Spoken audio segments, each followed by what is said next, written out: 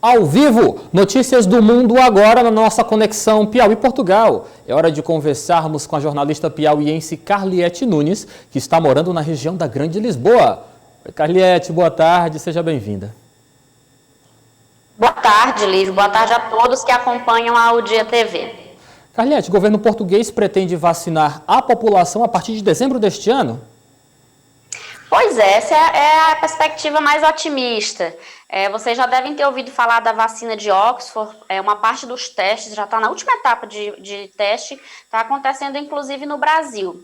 Ocorre que a União Europeia, Lívio, ela fez um grande acordo aí com a empresa que está realizando esses testes juntos com a Universidade de Oxford e para adquirir uma grande quantidade de doses para os 26 países membros. Portugal vai ficar com 6,9 milhões de doses dessa vacina. Se correr tudo bem, se os testes forem positivos e essa vacina for aprovada, a expectativa do governo português é que a primeira etapa dessa vacina aconteça em dezembro. Semana passada, o primeiro-ministro português António Costa já avisou a toda a população que a vacina será gratuita, universal e progressiva. Ou seja, muito provavelmente essa primeira etapa deve atingir aí os grupos de risco e os profissionais de saúde, que são as pessoas que estão mais suscetíveis a adquirir aí esse vírus. Então, assim, a expectativa é de que durante todo o ano de 2021, a população de Portugal toda seja imunizada contra o coronavírus. É a expectativa de uma esperança, não é isso, Carliete? Redes sociais se preparam caso Donald Trump decida questionar o resultado das eleições presidenciais lá nos Estados Unidos da América.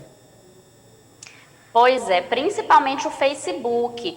Quem acompanha mais essa situação aí da política internacional sabe que lá em 2016, na primeira eleição de Trump, o Facebook foi acusado de ser conivente com a disseminação de informações falsas e discursos de ódio que ajudaram a eleger o candidato republicano Donald Trump.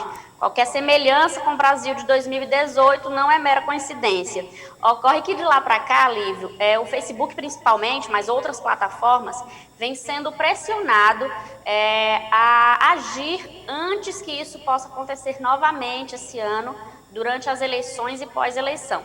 Mas o que acontece? Existe um ingrediente novo aí.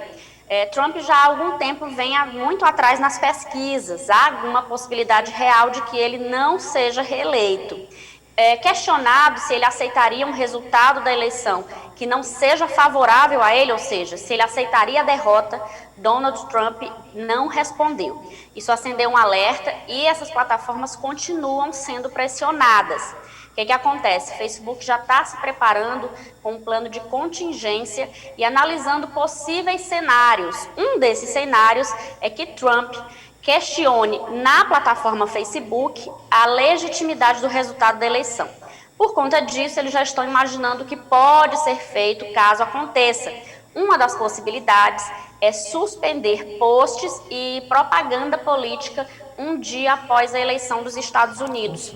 Por que eu estou contando essa história? Porque é muito importante que a gente observe como vai correr a eleição nos Estados Unidos, principalmente dentro dessas plataformas, as redes sociais, como o Facebook, Twitter e o YouTube.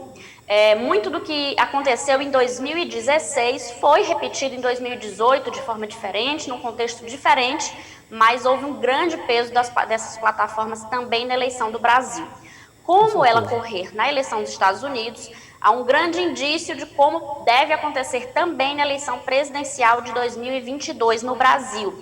O Twitter e o YouTube também estão se preparando para, de certa forma, conter aí os discursos de ódio e as fake news nessas plataformas durante a eleição nos Estados Unidos. Lívio. Carliete, a Alemanha está realizou um show pesquisa para estudar o coronavírus em grandes multidões, não é isso? Pois é, Lívia, a gente até tinha comentado aqui que eles estavam procurando voluntários. Conseguiram 4.000 pessoas e no último sábado os cientistas realizaram um show de verdade. Reuniu 4.000 pessoas lá na Alemanha. Qual é o objetivo? É analisar o comportamento do vírus em grandes multidões. A ideia é, ao analisar essa situação, ver quais são as formas em que é possível realizar grandes eventos com a pandemia em curso. Isso antes mais segurança, de uma né, vacina Carliete? Isso, e é uma coisa que é de interesse de todo mundo, né? A gente sabe que quando vocês já estão voltando aí ao novo normal, aqui também já dá para sair, de certa forma, mas grandes aglomerações ainda é uma pequena utopia para praticamente todo mundo. Então, assim, eles fizeram 3 etapas desse show. Num primeiro, deixaram as pessoas aglomeradas como se não houvesse pandemia, da forma como eram os shows antes da pandemia.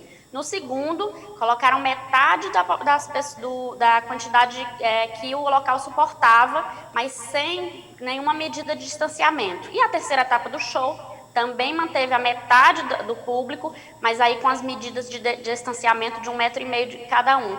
Isso para analisar como é que pode ser possível que a gente volte a se aglomerar aí em grandes shows, grandes festivais, se é que vai ser possível antes de uma vacina. Lívia, vamos torcer.